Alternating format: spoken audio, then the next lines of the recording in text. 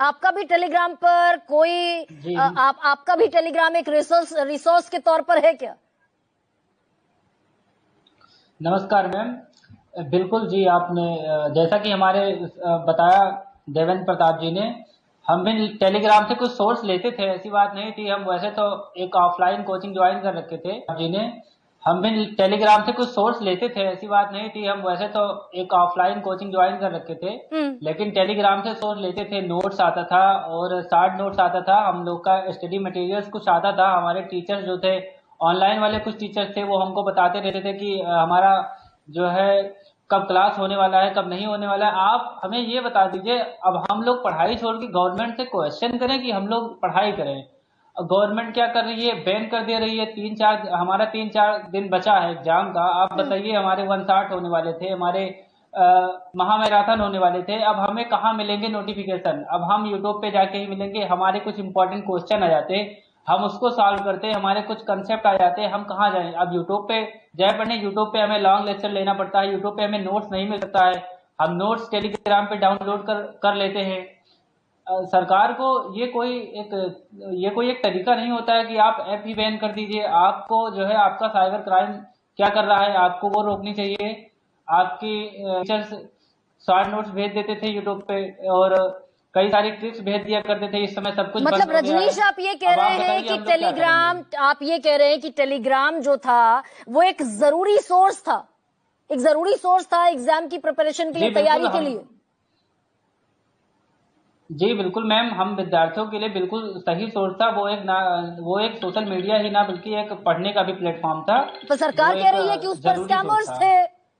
NTA कह रहा है, वो जो एनटीए आपकी नीट की परीक्षा ऑर्गेनाइज कराता है, एनटीए कह रहा था उस पर स्कैमर्स थे, उस पर धोखेबाज थे, वो छात्रों को ट्रैप करते थे कि हम री एग्जाम का भी पेपर आपको उपलब्ध करा देंगे।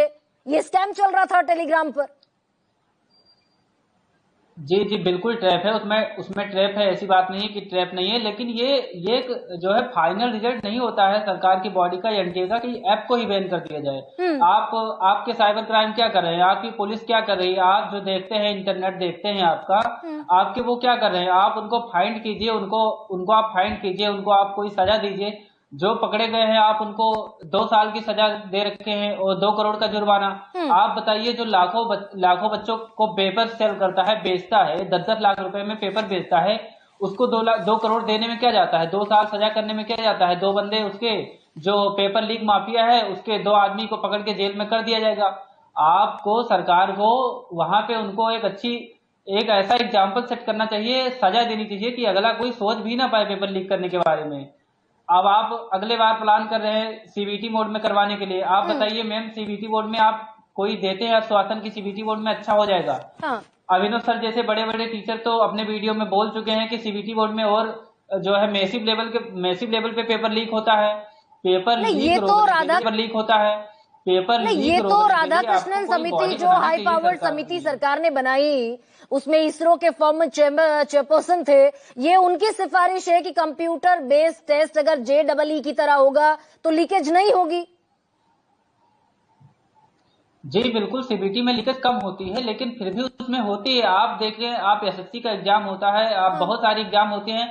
अभिनव सर जैसे महान टीचर का मैं एग्जांपल देना चाहता हूँ। आपके जो मैथ के टीचर हैं, पढ़ाते हैं, एसएससी सीजीएल वालों को पढ़ाते हैं, वो बाकायदा अपनी वीडियो में आके बोलते हैं कि सीबीटी क्या रोक पाएंगे? आप बताइए, आप जेईई एडवांस का पेपर तो अच्छे से करवा ले जाते हैं, वो तो एक बहुत बड़ी पेपर है। आप एसएससी का पेपर, लेखपाल का पेपर, पुलिस का पेपर, सरकारी नौकरियों का पेपर जो सीबीटी बोर्ड में होता है, आप क्यों नहीं करवा पाते हैं? आपको जवाब देना पड़ेगा। आप ये पेपर नहीं करवा पाते हैं, आप 22 लाख बच्चों को कैसे करवा पाएंगे? अगर आप 10 लाख बच्चों को, 20 लाख बच्चों को नहीं करा पाते हैं, हम लोग, आप बताइए, नीट का विद्यार्थी जो होता है, हमारे जैसे विद्यार्थी 17 साल से स्टार्ट करते हैं, जो मतलब अटेम्प्ट देते हैं, और वो होते हैं 25-30 साल तक भी होते हैं, लेकिन मैक्सिमम विद्यार्थी जो होते हैं वो 17 साल के और 22 साल के बीच में आते हैं। 17 साल के 22 साल का व्यक्ति जो है वो मीडिया में आके इंटरव्यू देगा, या फिर जाके कहीं धरना प्रदर्शन करेगा, सरकार से जवाब मांगेगा कि पढ़ाई करेगा। एक विद्यार्थी जो 25 साल का, 30 साल का है, वो उसकी मानसिक स्थिति हाई लेवल की होती है। वो ये जो होता है डिप्रेशन, वो झेल लेगा, हम लोग नहीं झेल पाएंगे।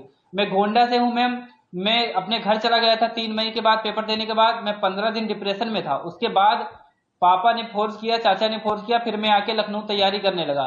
मेरा यहाँ तबीयत खराब हो जाता है, डिप्रेशन रहता है, मुझे एंजाइटी की दवाई लेनी पड़ती है।